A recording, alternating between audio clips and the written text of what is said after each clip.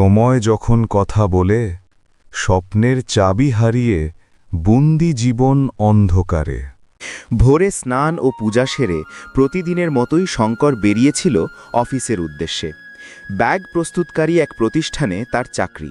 ঠিক বের হওয়ার মুহূর্তেই ম্যানেজারের ফোন, সোজা অফিসে আসুন, তারপর ফিল্ডে যাবেন। বিশরপাড়া স্টেশনে ভিড় কম। শঙ্কর জানালার পাশে দাঁড়ালো। ট্রেন আঁকাবাঁকা লাইন ধরে ছুটছিল, সবুজের ওপর দিয়ে কাটা রোদের ঝালর মেলছিল তার চোখে। হঠাৎ ট্রেন থামল স্টেশনে নয়, লাইনের মাঝখানেই।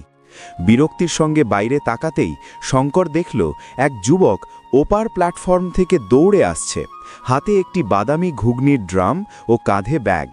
সে ট্রেন ধরে উঠবে ভেবে ছুটছে। যুবক ঘুগনির ড্রামটি প্রথমে ট্রেনের ভিতরে রাখল, কিন্তু ব্যাগটা প্ল্যাটফর্মেই পড়ে থাকতে দেখে নামতে গেল আবার তুলতে। সেই মুহূর্তেই বিপরীত দিক থেকে এক্সপ্রেস ট্রেন ছুটে এলো বিকট হর্ন বাজিয়ে।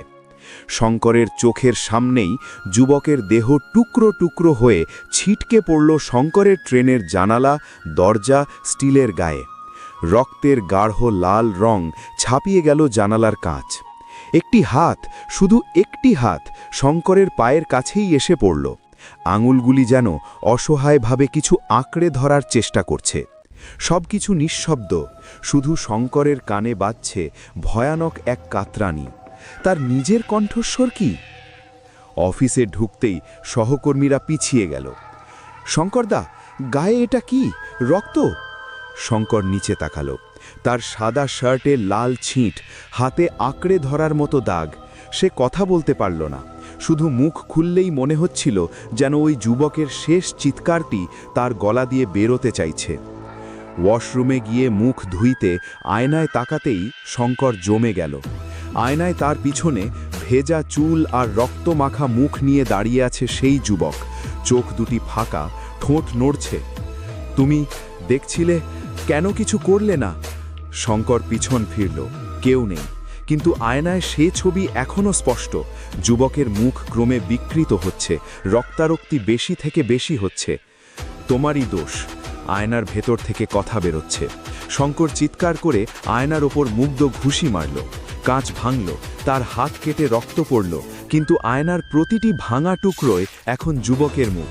সবগুলোই একসাথে কথা বলে। তুমি চুপি চুপি দেখলে, হর্ন বাজালে না, চিৎকার করলে না। ওয়াশরুমের লাইট ঝলকানি দিয়ে নিভে গেল, জ্বলল, আবার নিভল। অন্ধকারে শুধু সেই কণ্ঠস্বর। আমার বাড়িতে বাবা মা অপেক্ষা করে, ঘুগনি বাজিয়ে বাড়ি ফিরব বলে। শঙ্কর পাগলের মতো ওয়াশরুম থেকে বেরিয়ে এসে পড়ল মেঝেতে। সে কাঁদতে লাগল, আত্মরক্ষামূলক ভঙ্গিতে কুণ্ডলি পাকিয়ে। হাসপাতালে তার অবস্থার উন্নতি হয়নি, বরং সে এখন স্পষ্ট শুনতে পায় পায়ের শব্দ, খালি পায়ের শব্দ, তার পিছু নেয়। ঘুমের মধ্যে সে দেখে সেই ট্রেনের লাইন, যুবকের দেহটি টুকরো টুকরো হয়ে আবার জোড়া লাগছে এবং ধীরে ধীরে হেঁটে আসছে তার দিকে। বাড়ি ফিরে পরিবার তাকে নিয়ে গেল কাছের এক পুরনো মন্দিরে। পুরোহিত তার চোখ দেখে সাই দিলেন, বিপদ গ্রাস করেছে। মন্দির চত্বরে পা রাখতেই আকাশ কালো হয়ে এলো। বজ্রপাত হলো একের পর এক, যেন প্রকৃতি নিজেই প্রতিবাদ করছে।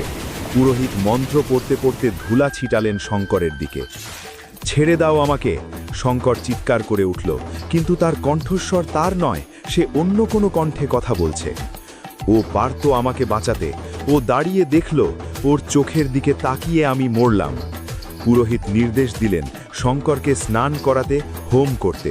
শঙ্করকে জোর করে বসানো হলো, ঠান্ডা জলে স্নান করানো হলো, ফুল বেলপাতা দিয়ে ঘেরা হলো। আগুন জ্বলল হোমকুণ্ডে।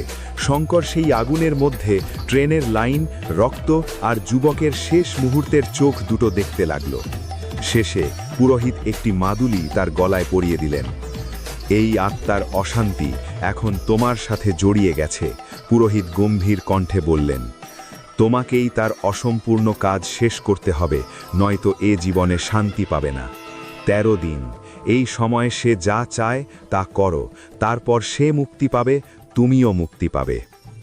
পরের 13 দিন শঙ্কর বিছানায় শুয়ে কাটালো।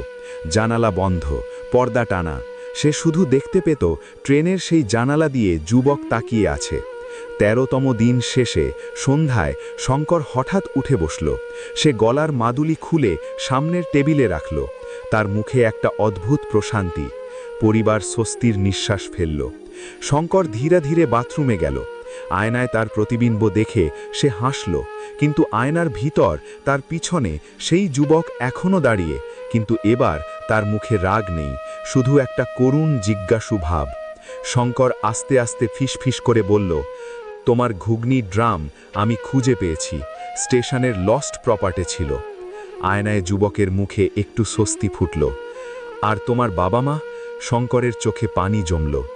তাদের কাছে গিয়েছি, বলেছি তুমি খুব দ্রুত মরনি, বলেছি তুমি শেষ মুহূর্তেও বাবা মায়ের জন্য ঘুগনিটি বাঁচাতে চেয়েছিলে। আয়নায় যুবকের চোখ বন্ধ হলো, সে যেন শান্ত হয়ে গেল। শঙ্কর বাথরুম থেকে বেরিয়ে এসে বলল, আমি এখন বেরোবো। তবে সে জানত সত্যি সত্যি কিছুই শেষ হয়নি, কারণ রাত যখন নামে এবং নিঃসঙ্গতার শব্দ যখন ঘিরে ধরে, শঙ্কর এখনও ট্রেনের জানালায় সেই মুখ দেখে, একটি করুণ স্মৃতি, একটি চিরস্থায়ী প্রশ্ন, কি করা যেত? আর মাঝে মধ্যেই তার নিজের মুখ দেখতে গিয়ে আয়নায় সে খুঁজে পায় সেই অচেনা যুবকের প্রতিচ্ছবি। দুটি আত্মা এখন একই জানালার দুই পাশে বন্দী, একটি প্রশ্নের উত্তর খুঁজে যা কখনো মিলবে